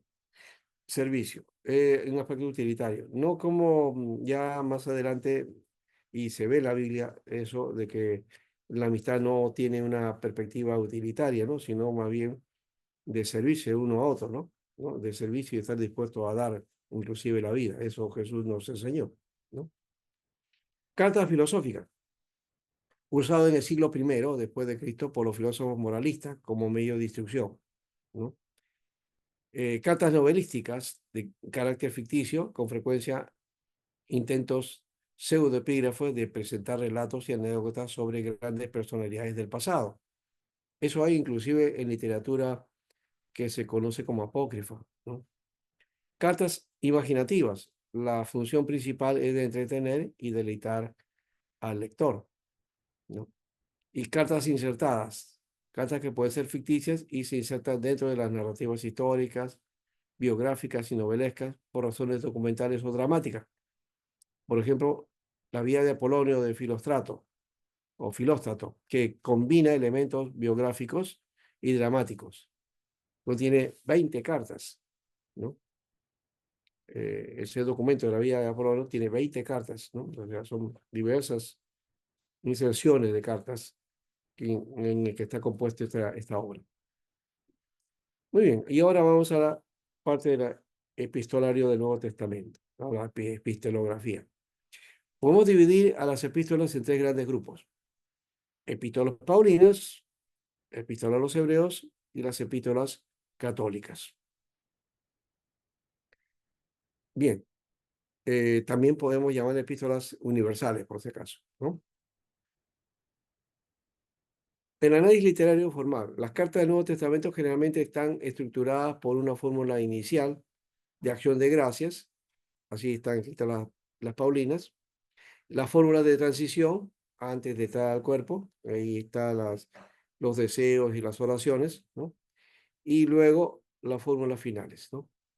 Fórmulas iniciales, el remitente o autor, el destinatario, el saludo, muy típico de las cartas griegas, como las que hemos visto, ¿no? A ello se añade el título apóstol y siervo. David Aones señala que cuando se añaden los títulos personales en una carta, esta toma las formas oficiales o diplomáticas romanas, ¿no? El saludo en la carta más antigua de Pablo, en Primera Tesalonicenses, excepto las pastorales, se añade la expresión gracia y paz a vosotros, ¿no? En la Reina Valera dice de Dios Padre en nombre de nuestro Señor Jesucristo, ¿no? La expresión paz es probablemente una influencia hebrea, ¿no? Del shalom, ¿no? que de paso se ha convertido en saludo simplemente, ¿no? Es cuando nosotros decimos hola o buenos días, buenas tardes, buen día, pues paz o shalom es utilizado de esa manera. Shalom para cuando uno llega y shalom cuando uno se va, ¿no? Gracia es el término teológico que denota la acción gratuita de salvación de Dios hacia los seres humanos gentiles como judíos. Pero también puede ser la idea, gracia y paz es como un saludo, simplemente un saludo que era parte de la costumbre o de la cultura de aquella época, ¿no? Eso es. La frase de Dios Padre en nombre de nuestro Señor Jesucristo, que usa Pablo posteriormente en sus cartas, es un desarrollo posterior, ¿no? En las cartas pastorales encontramos gracia, misericordia, paz de Dios. En las cartas petrinas, es decir, las cartas de Pedro, encontramos también la expresión gracia a vosotros y paz sean multiplicadas. Y en 1 de Juan no tiene un formato epistolar, pero sí 2 y 3 de Juan, aunque el saludo es distinto en ambos, ¿no? Guardan la fórmula, pero usan ampliaciones propias, ¿no? En cuanto a las fórmulas finales, el saludo final o deseo apastesestai aparece algunas veces en lugar del deseo al principio del cuerpo de la carta, pero antes, en el siglo I, se colocaba al final de la carta. Y este es el caso de las cartas del Nuevo Testamento. Antes de las palabras finales de bendición, vienen los saludos de colaboradores de Pablo y saludos personales a algunos hermanos y hermanas de la comunidad, ¿no? A donde está escribiendo. La carta a los romanos es un ejemplo, ¿no? Extensivo de esa fórmula, ¿no? Hay muchos saludos ahí. Los saludos de secundarios, enviar saludos a por medio de redactor o los destinatorios típicos de las cartas helenísticas después del primer siglo antes de Cristo. Fue usada por la iglesia, entonces. En Pablo estos saludos secundarios no aparecen en Segunda Tesalonicenses, en Gálatas y Éfeso. Está en Romanos y en Corintios muy fuertemente. Pablo usa por la gracia de nuestro Señor Jesucristo, la gracia de nuestro Señor Jesucristo sea con vosotros. Solo en 1 y 2 de Corintios, ¿no? Hay cierta variación y a esta expresión se añade, mi amor en Cristo Jesús esté con todos vosotros y el amor de Dios y la comunión del Espíritu Santo sea con todos vosotros, ¿no? Las palabras de bendición, la gracia de nuestro Señor Jesucristo sea con vosotros, la usó libremente combinada con otras palabras según las circunstancias de las iglesias locales. Por otro lado, solamente Romanos termina con una doxología, ¿no? Y hay varias doxologías que significan, bueno, glorificaciones, ¿no? Pero estas doxologías en 2 Corintios aparece justamente eso, ¿no? El amor de Dios, Padre, la gracia del Señor Jesucristo, el amor de Dios Padre y la comunión con el Espíritu Santo, ¿no? O sea, con vosotros. Eso se usa en algunas iglesias reformadas todavía, ¿no? Como al término del culto, del servicio, dice, vamos a recibir la bendición. Entonces dice, la gracia de nuestro Dios Jesucristo, el amor de Dios nuestro Padre y la comunión con el Espíritu Santo sea en medio de vosotros. Amén, ¿no? Y ahí termina el servicio, el culto, ¿no? Consulta, pastor, ¿y Sí, por sí. qué rezan de esa forma los hermanos presbíteros? Porque sí, es verdad que lo hacen así, que despiden su reunión diciéndole a la asamblea, reciban la bendición. Llama la Sí, atención. y llama la atención y lo han hecho a modo de doxología, ¿no? Es un modo doxológico, sí. Bueno, creo que es para darle un carácter litúrgico, de alguna manera, ¿no? Porque generalmente nosotros usamos siempre, aunque no queremos, a veces usamos ciertas fórmulas de bendición, ¿no? Por ejemplo, decimos, la gracia del Señor sea con vosotros, ya. O decimos, el Señor los bendiga, ¿no? Yo me acuerdo de una iglesia donde se terminaba el culto y luego y decía, y el Señor los bendiga, decían todos, ya. ¿ya? Y ahí terminaba el servicio. Son fórmulas que utilizamos, ¿no? Como por ejemplo, yo aprendí una en mi iglesia, cuando me inicié en el Señor, ¿ya? El culto terminaba con una doxología, pero no una doxología a este modo, ¿no? Sino al modo del cántico que ahora se ha modernizado, ¿no? ¿Ah? Adiós Padre, dice, adiós el Padre Celestial, al Hijo, nuestro Redentor, ¿no? Y al eterno al Consolador, ya, unidos por siempre, amén, ¿no? Y ahí terminaba el culto, ya sabemos, comenzaba el piano, y así se terminaba, ¿no? Son fórmulas, ¿no? De terminación que de tanto en tanto utilizamos de una manera, o se caracteriza, ¿no? Y vuelvo a repetir, eso tiene que ver con el aspecto litúrgico, ¿no? Eh, si alguno conoce algo sobre culto, de repente puede entender ese aspecto, ¿no?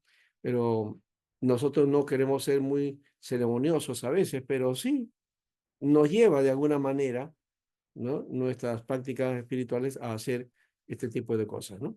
No tiene más de bíblico o no bíblico el hacerlo o no hacerlo, ¿no? No he visto iglesias donde se despiden diciendo, bueno, hasta pronto, chao. No he visto eso, ¿no? Generalmente siempre hay una fórmula de despido, ¿no? De dar gracias al Señor, ¿no? Y despedir el servicio, ¿no? Bueno, algo así, esto viene de las cartas, pues, de todo caso, ¿no?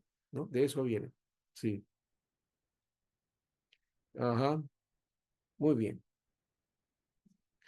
A ver, entonces, y vamos terminando. Acción de gracia, entonces, la carta paulina, excepto Gálatas y 2 Corintios, incluyen, después del prescrito, una oración de acción de gracia. Esto es una clara indicación de la influencia de la cultura judío-helenística. Estas cartas judío-helenísticas incluyen una oración de acción de gracias a Dios, una expresión religiosa, ¿no? Aune nos señala, la cláusula de acción de gracia no es solamente ornamental, a menudo elogian los destinatarios funcionando como un exordio con objeto de asegurar su buena voluntad. Es un equivalente funcional de las secciones introductorias de las cartas oficiales que elogian a los receptores. La acción de gracia paulina principalmente encapsula los temas principales de las cartas, ¿no? Ejemplo, Filemón y Tesalonicenses. Sí, ahí está lo que va a expresar en el tenor del cuerpo de la carta. La fórmula de transición, ¿no? Quiero que sepáis, hermanos, ¿no? O no queremos que ignoréis, o os ruego, son y tienen función de transición, indicando un cambio de tema y a menudo revelan el propósito principal de la carta, ¿no? Dentro de los muchos temas que hay 2 constantes, la autobiografía y la parénesis final, ¿no? La autobiografía es una función persuasiva, pues en ella se presenta al autor con una imagen aceptable y digna de confianza. Esta presentación tiene fuerza en momentos donde la comunidad estaba perdiendo la confianza en el remitente, ¿no? Y según Gregorio Lyons, dice, la sección autobiográfica de Gálatas 1:10 al 2:21 está estructurado de acuerdo a los topos autobiográficos convencionales, ¿no? A las típicas formas, ¿no? De la topoestiana, ¿no? De los terrenos autobiográficos, ¿no? De los lugares autobiográficos. Las parénesis final, en la mayor parte de los escritos de Pablo se encuentran al final Romanos 12:15, Gálatas 5:1 al 6:10, 1 Tesalonicenses 4:1, 5 al 22, o Colosenses 3:1 al 4:6. ¿Qué es una paréntesis? Son exhortaciones, ¿no? Existen otras cartas donde la paréntesis se encuentra en lugares diferentes, ¿no? Por ejemplo, el caso de 1 y 2 Corintios.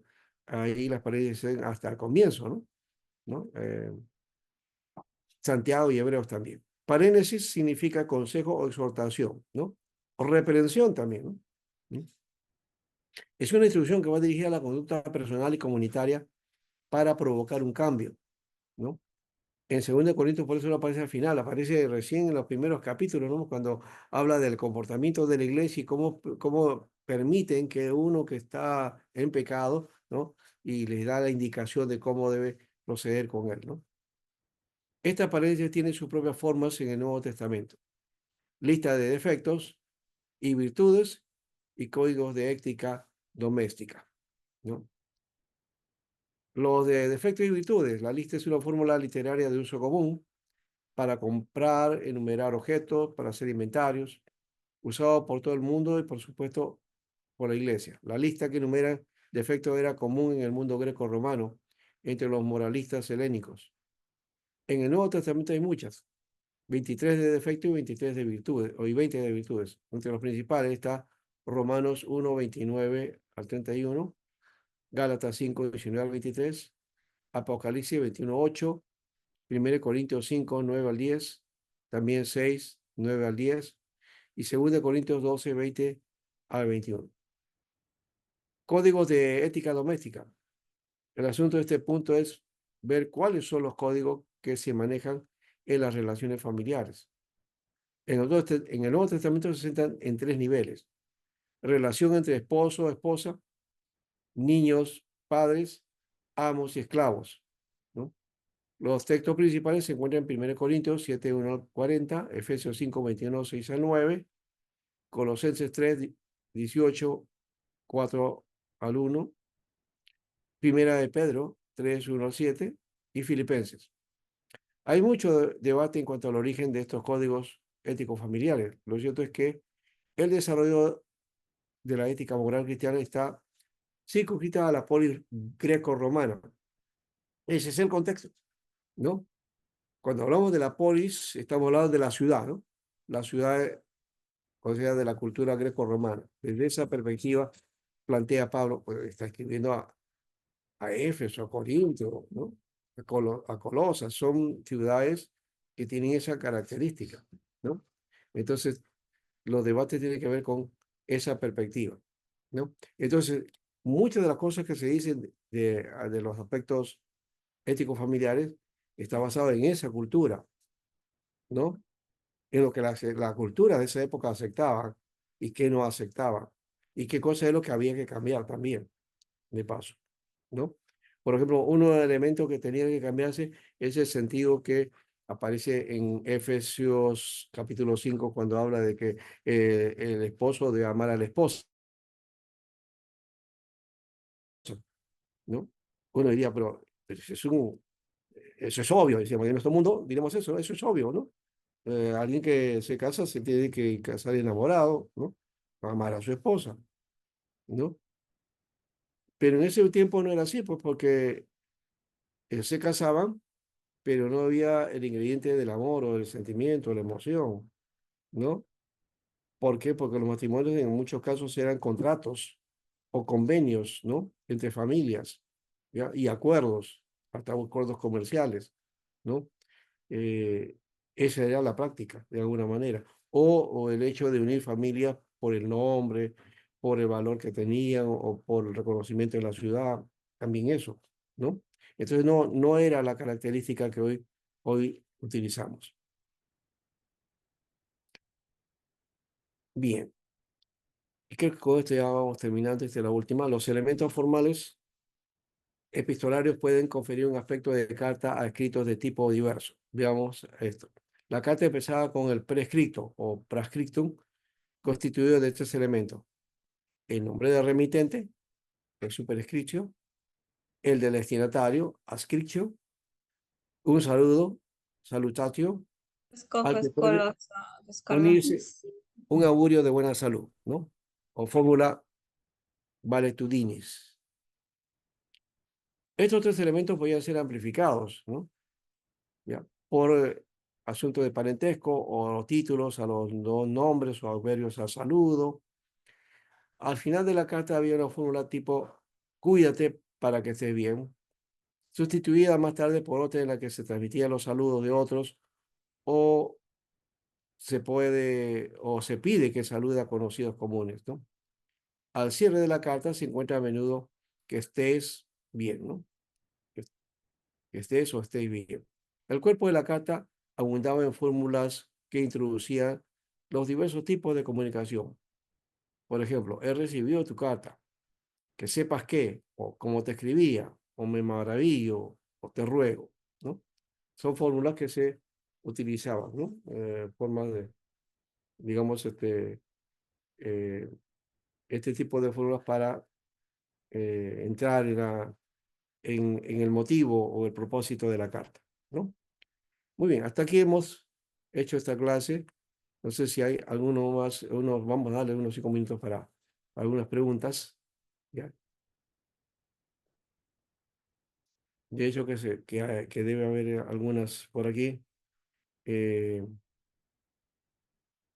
Ya, y aquí se han hecho las expresiones o comentarios sobre las bendiciones, ¿no? Eh, eh, esto es interesante, lo que dice Elmer. eh, ¿A cuál tipo de pertenecen los escritos de Pablo? Eh, ¿Catas literarias o el tipo es variado? Bueno, de hecho que se estudia como un documento literario, ya hemos dicho, pero eso desde la perspectiva del estudio de las ciencias bíblicas, ¿no? De hecho que su propósito al comienzo no fue así, ese no fue el análisis, simplemente esto es porque para hacer el estudio específico, pero de hecho tuvo una intención, ¿no? Y un propósito. Entonces podemos hablar de las cartas de Pablo exhortativas, de paréntesis, pueden ser también pastorales, pueden ser de corte misional, ¿no? O sea, la intención es otra, ¿no? Más allá del aspecto, digamos, eh, del apóstol más la comunidad de fe, donde hay una relación hasta amical, entonces podía ser también cartas de ese tipo, ¿no? Que hay una relación, ¿no? O se creaba, o se recreaba esa acción o esa relación, ¿no? Como el caso de Pablo con la iglesia a los romanos, ¿no? Donde él presenta todo el desarrollo teológico y al final da su intención de ir allá a Roma, pero para impulsar, para que Roma los impulse, ¿no? Como una especie de, digamos, de ancla o, digamos, no, ¿cómo le llamaríamos? De trampolín para ir hacia España, ¿no? Que era el propósito de Pablo, ¿ya? Y en alguna manera le está diciendo, bueno, ustedes ayúdenme a esto, ¿no? A hacer esta misión. O sea, también estaba ahí eh, viendo la ofrenda respectiva para hacer ese proyecto, ¿no? Y ahí termina su carta, ¿no? Es interesante como en medio de toda su tentación teológica, su interés misional, ¿no? Y luego los saludos, ¿no? Como para bajar un poquito la tensión sobre eso, ¿no? Y volver otra vez a ese aspecto amical, ¿no? Muy bien. Bien, parece que no, ya no hay preguntas entonces, ¿sí? Este, Igual si hubiera alguna pregunta lo pueden hacer en a la ver, plataforma Campus Bíblico. ya, claro que Ajá, sí. claro Ya. que sí. Muy bien.